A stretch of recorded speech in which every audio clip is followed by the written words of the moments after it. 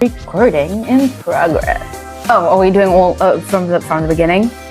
In the Pop Culture Cupid podcast, we talk about how pop culture influences our expectations in relationships. I'm Alison, love coach, here to help you single people find your way back to love. Healthy communication. I'm Michelle. I help singles embrace themselves and their singleness, as well as develop a healthy self-relationship.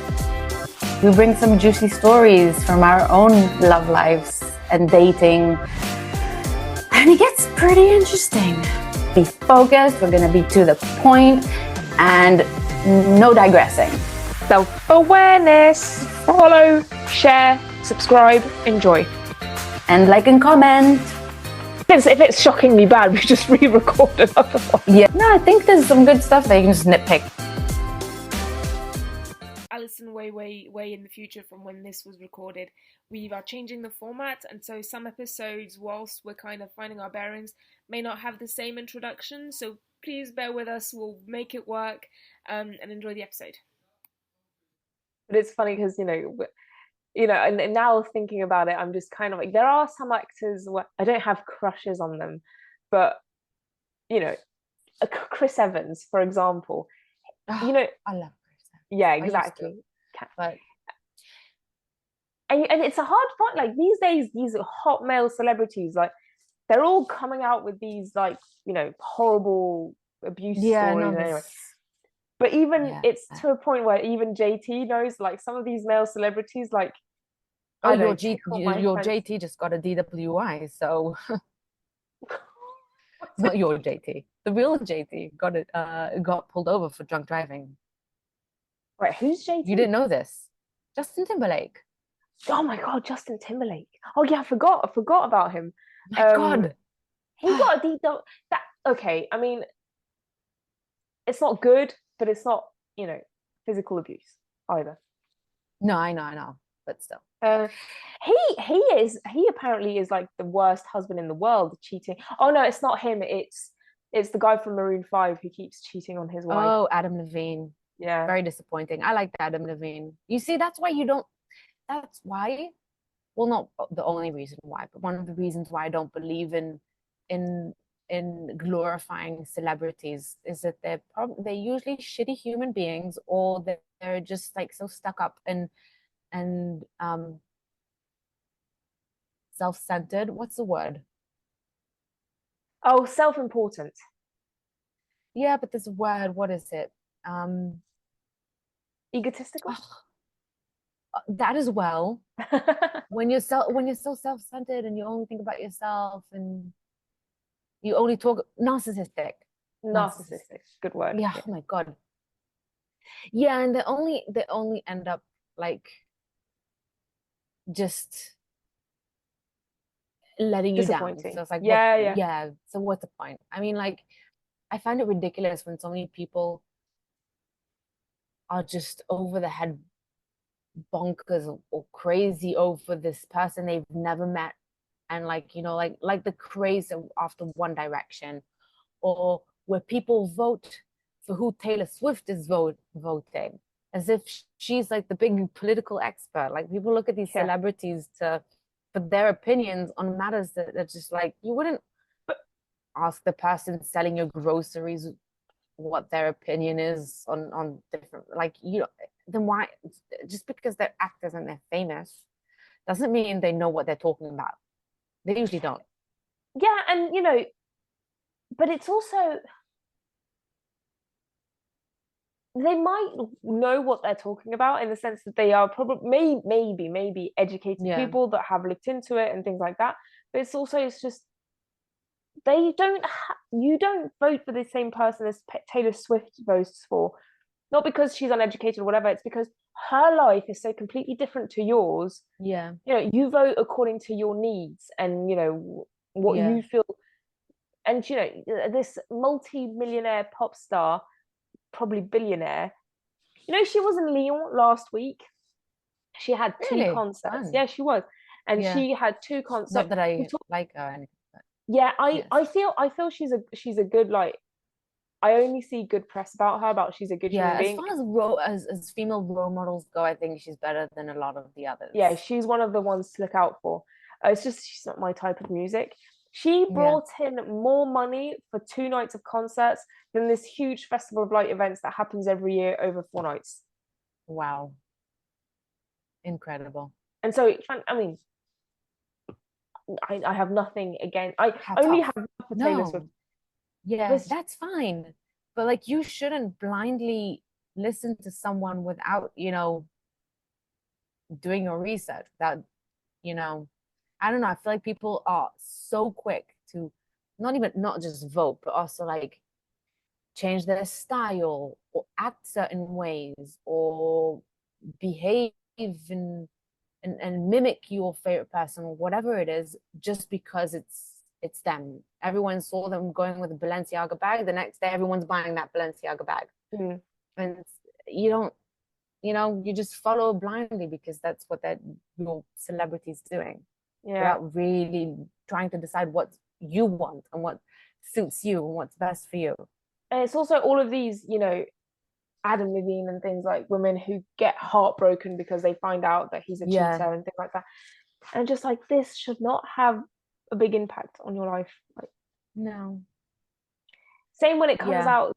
So when Stephen Bartlett was single, so at the beginning of Dragon's Den and Diaries of a CEO, he was single.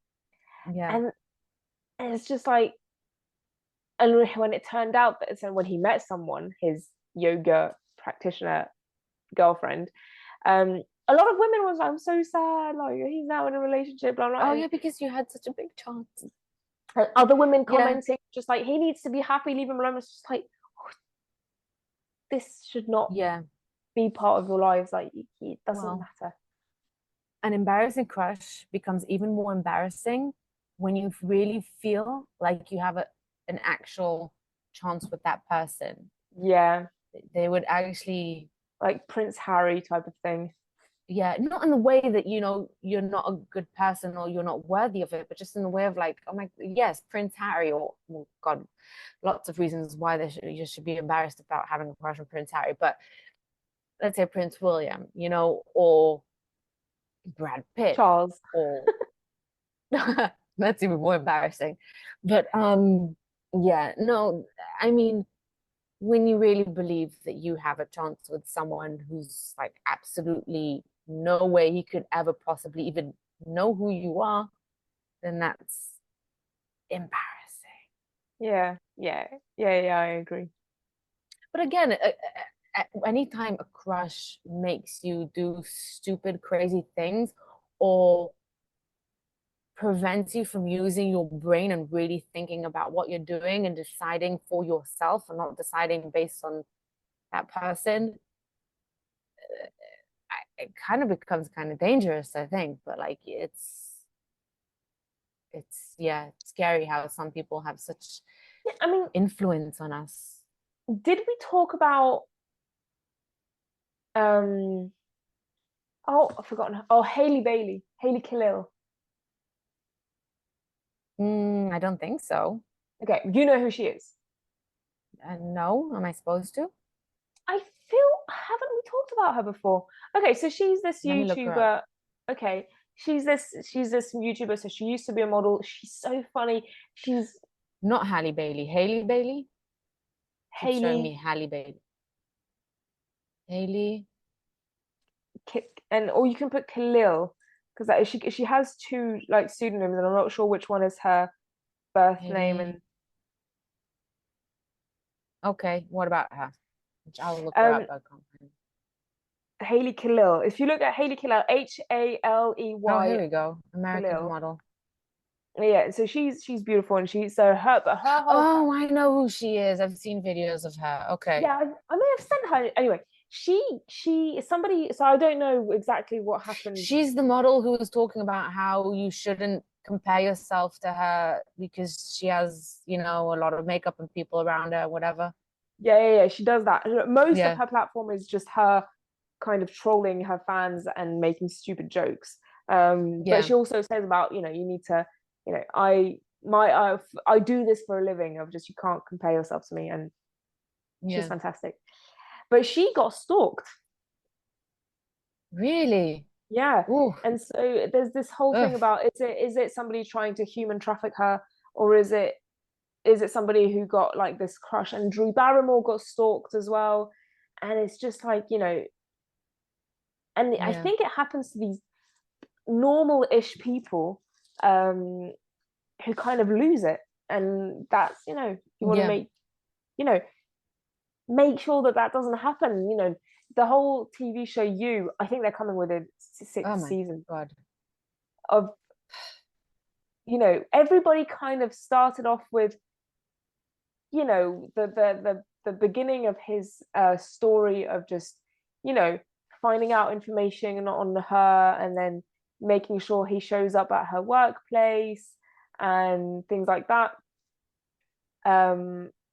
Everybody kind of could relate to that, of just, yeah, I've had a crush on someone that I ended up stalking on Facebook and figuring out where they work so that I could just show up. But that's so grey, and, you know, and just it's socially accepted, but it is kind of weird. Not kind of weird, it's very weird when you do all these crazy things just to, even if it comes from a good place, and even if it's not like super creepy, it's still kind of creepy. But it's like you're going out of your way to try and impress someone who doesn't care about you, and you're doing it against their will and just following them around. And then you lose sight of yourself and your own life. You're like kind of putting your own life aside just to follow them around. I mean, a while back I was dating this guy. I went on a couple of dates with this guy and it didn't lead anywhere. But I found out that he went on a deep dive on my Facebook. And there was a time where I posted a bunch on Facebook. And I mean, I didn't really mind that he saw the pictures that he saw, because I did post them online. But there was something kind of throwing me about the fact that he went on my Facebook and looked at everything. Yeah. Well, yeah, there's a thin line where, because on the one hand, I want to say, like, good, a person should look someone up before they go out with them, especially if you don't know who they are, especially if you've never met before. You should at least do the basic of research and, you know, like, is this a real person? The Tinder swindler style, to look up Lev Leviev and see that he has no son called Simon Leviev, kind of thing. But I think there's a difference between that and then starting to really dig into every single picture they've ever posted, like you style. But you're just like following them around, or not, maybe not like physically following them around, but knowing where they're going, what they're doing, who they're with, who the best friends are. Like, you also have to leave things to get to know each other as well, like, you know, in real life or not, you know. Yeah, I mean, you know, I enjoy these the Bridgerton shows and the Crown shows and things like that, and like these historical shows. Yeah.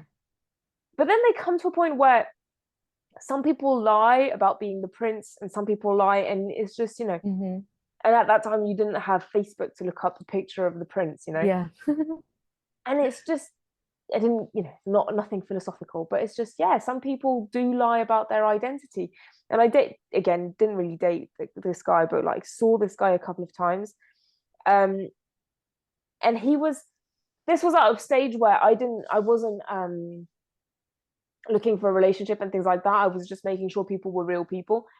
But he was saying that he was the son of someone, and was like in this really nice house, and like he came from money and like reputation and things, but he didn't want to have an online presence because he didn't see the point of social media. Like, he had the right talk about social media of just like, you know, I haven't posted on social media in so long, and the whole thing about, you know, it's invasive and things like that.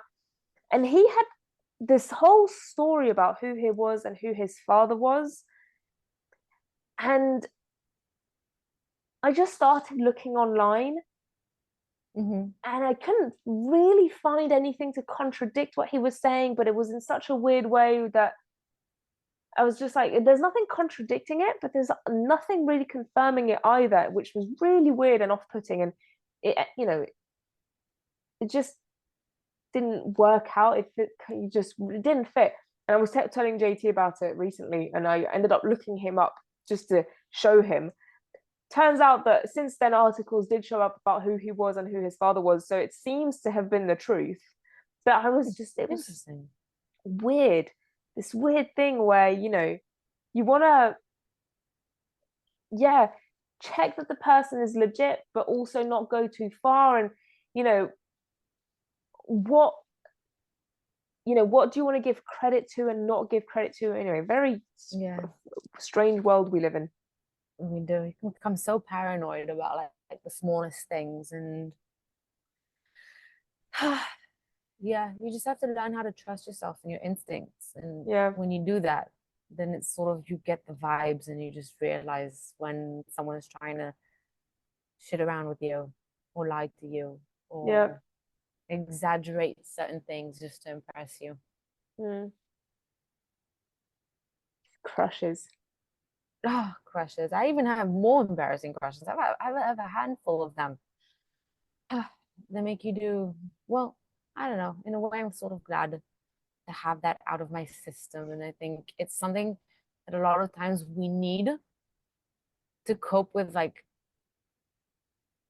I don't want to say harsh reality, but like maybe you're going through a rough time and there's a crush, or maybe just like, you know, you're working somewhere you don't like, and it's hard for you to get out of bed every day to go there, but you have like this cute, embarrassing crush over there on someone. So it helps you get out of bed, and it makes you want to show up for work. And it's sort of, or maybe you're just down for a while, so it helps you feel better about yourself. And I don't know, it's just like, yeah, I agree. And, you know, I think, you know, embarrassing for who type of, you know, how embarrassing is it really? And, you know, it's embarrassing if you decide it's embarrassing. Yeah. And if you, exactly. I think we've had this type of conversation before where, you know, it's not that big. And I think you and I are the type of, well, I know you and I are the type of people that just kind of take things with a grain of salt and don't let it invade us. And for me, it's because, you know, I wasn't always like that, and I've learned to change it. And I think it's the same for you. Same here. Yeah. And it's just, you know, but for the embarrassing thing, I think I've never been one to be embarrassed easily. I was very much so. I've never been one to be embarrassed too easily. I've always, you know, with a boy crazy and things like that. But it's not that big type of thing. And, you know, to kind of finish off today, you know, I think I've talked about this before, but my brother was in a long-term relationship with someone, like from when he was like 16 or 17 to his early 20s.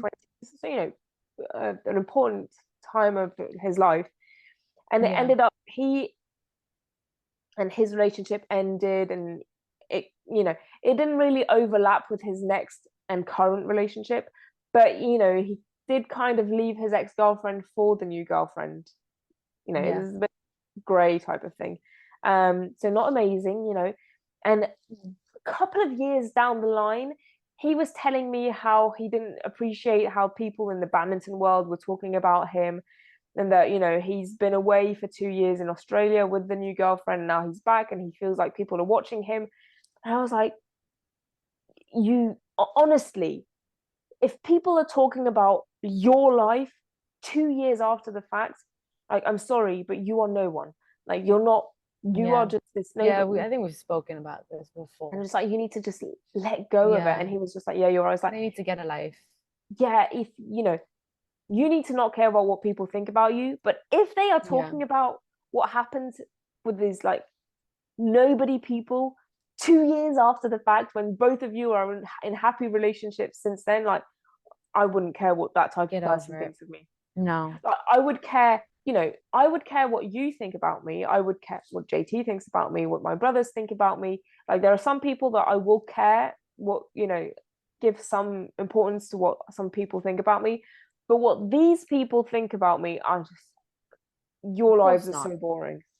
And I'm sure that if either one of those people that you've mentioned that you care about what they think about you, if they started to make you feel bad intentionally or tried to make you feel embarrassed for certain things, then you would no longer care about what they think. It would come to that idiot compassion thing where, like, the friend I was talking about, was it this episode or the previous episode? The previous episode. If she ends up saying things, oh, JT needs to get his act together and things like that, I would not give a shit.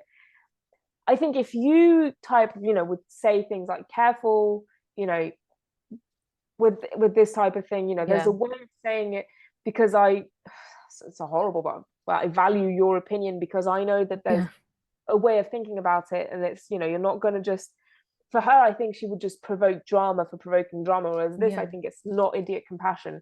Same with, what I was telling you about his ex this week, about how the whole thing about the dumbing and things. Anyway, whatever. So you want to, there's a way of presenting your opinion that will make it valuable. Yeah, and I think if someone deliberately or just tries to make you feel bad or says things just to put you down, then that's not the kind of person you want to listen to. And so, and really, drama. I mean, people might try to make us feel embarrassed for certain things that we do or say, but we have the choice of whether or not to let it get to us, or if we should just let it roll off our backs and just understand that these people are bored in their own life and have nothing better to do with their time. Yeah, I agree. Anyway, let us know about your embarrassing crushes. Yeah. Who's a celebrity that tickles your fancy? Yeah. We should put a poll if Chris Ramsey is considered an embarrassing crush or not. Yeah. And we should. I don't know if our audience knows who he is, though. No. Because he's very British, he's very, very international. He's very known in Britain.